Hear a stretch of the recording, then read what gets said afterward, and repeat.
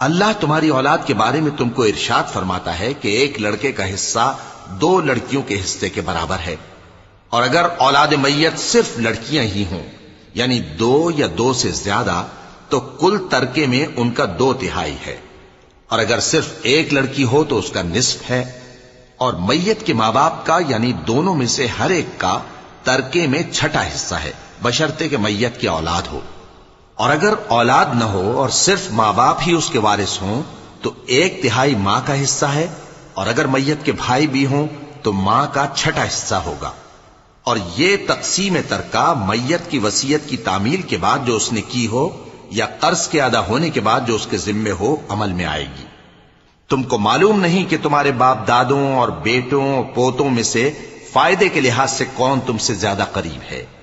ये हिस्से अल्लाह के मुकर्रर किए हुए हैं और अल्लाह सब कुछ